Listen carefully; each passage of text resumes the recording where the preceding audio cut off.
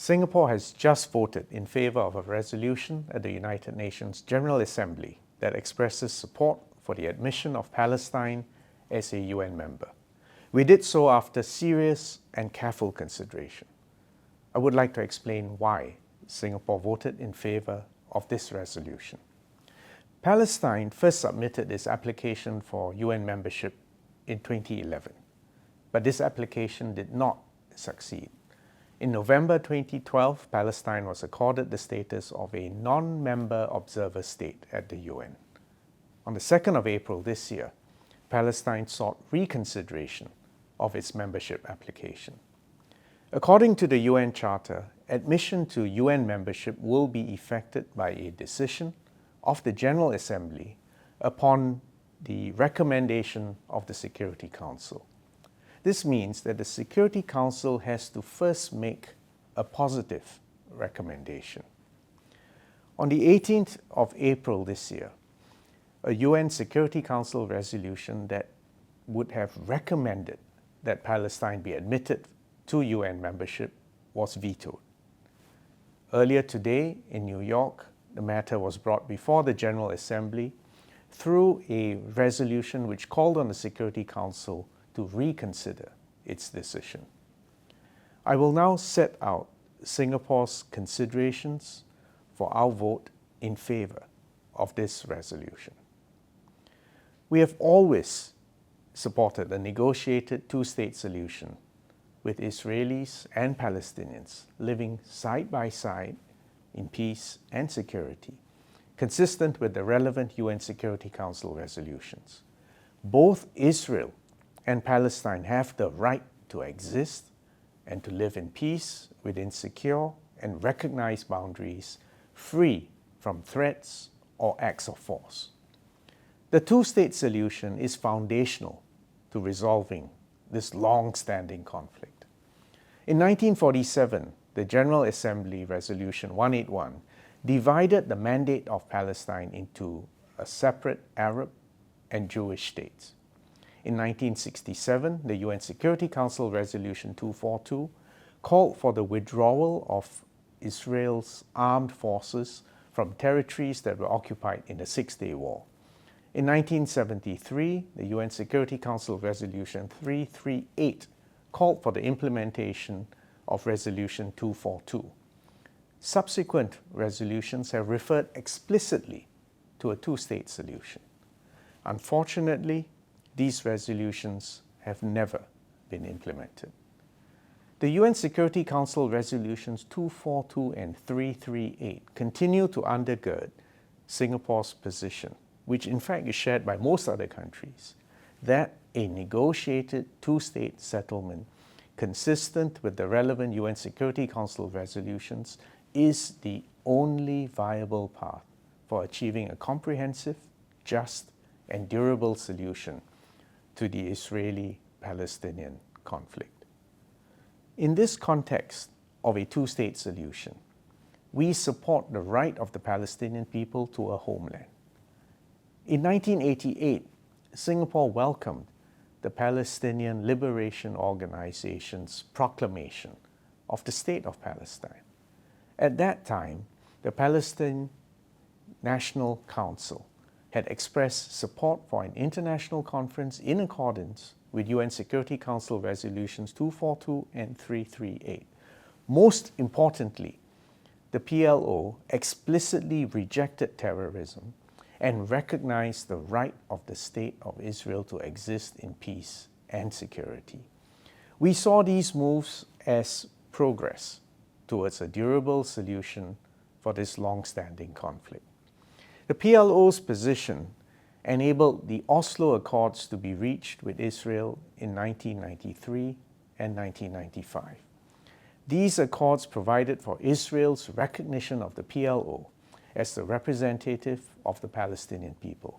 It led to the establishment of the Palestinian National Authority and an interim arrangement for governance of the West Bank and Gaza. Even though we understood that the negotiations would be very challenging, there was some promise for progress towards a two-state solution. Unfortunately, developments in the 3 decades since the Oslo Accords have failed to bring us any closer to a resolution of this long-standing conflict. Meanwhile, we have focused over the years on providing the Palestinian Authority, or PA for short, with support in its preparation for statehood. We have committed 10 million Singapore dollars for a dedicated technical assistance package for capacity building programs for the PA.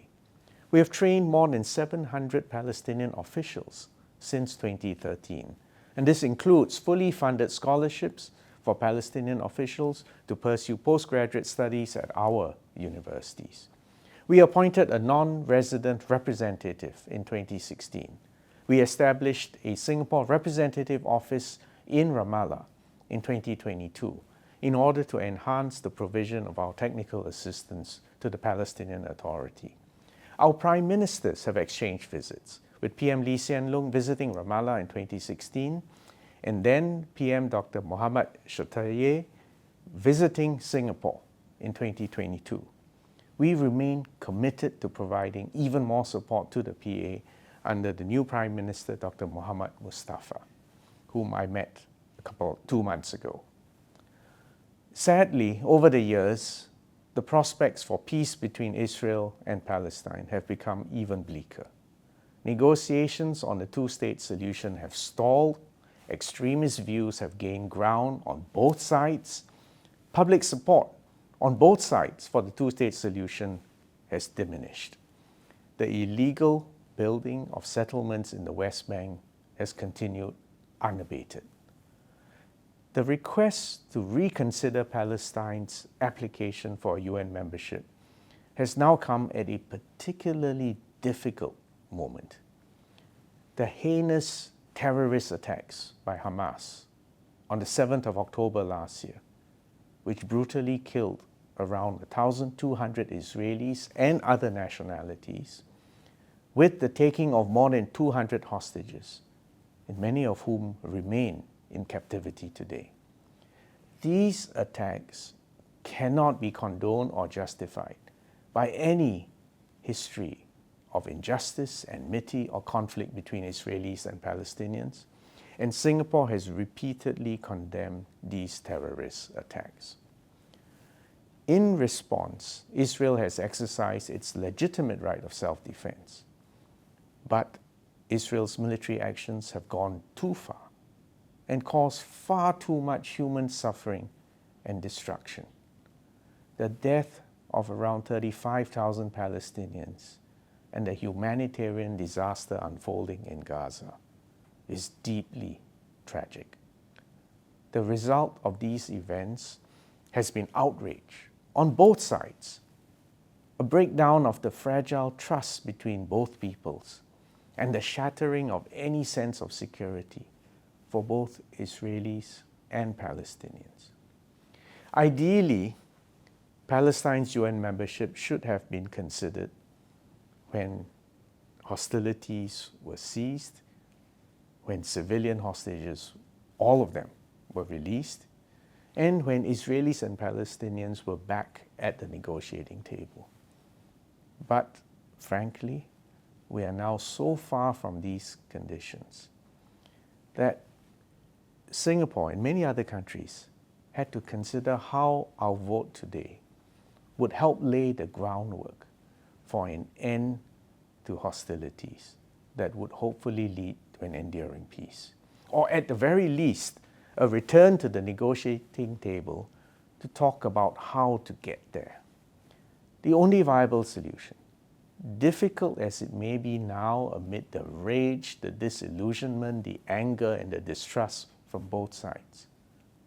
Actually, we need to revive efforts towards a two-state solution. And this is why Singapore voted in support of this resolution at the General Assembly, calling for the Security Council to reconsider its decision and to recommend the admission of Palestine as a UN member. As a friend of both Israel and Palestine, we in Singapore are deeply grieved by this state of affairs. Singapore's vote reflected our heartfelt desire to see both parties resume direct face-to-face negotiations in good faith. At this time of darkness, the status quo is not enough, and we need a reset, a restart of diplomatic efforts. We therefore join the rest of the international community in calling on leaders of both sides. Show leadership, demonstrate courage, and take the tremendously difficult but essential first steps towards a two-state solution. Regardless of the difficult circumstances, it remains only a negotiated settlement consistent with the relevant UN Security Council resolutions is the only viable path to a comprehensive, a just, and durable solution to the Israeli-Palestinian conflict. However, in supporting this resolution, let me reiterate that terrorism has no place in any process leading to a stable and peaceful political solution. Groups, including Hamas, that continues to deny Israel's existence or refuse to renounce terrorism have no place in a future Palestinian state. For these reasons, Singapore will not work with any Palestinian group, including Hamas, that denies Israel's right to exist or refuses to renounce terrorism against it. In conclusion, we are calling on both Israelis and Palestinians to take that bold but necessary step. Return to the negotiating table. Seek a two-state solution. Both sides have a right to exist, and both peoples have a right to live in peace and dignity within secure borders. Both sides have legitimate rights and shared responsibilities, and difficult compromises must be struck in the months and years ahead through direct negotiations. We certainly do not underestimate these challenges, but we have to try. The alternative is to have endless, repeated cycles of violence and retribution.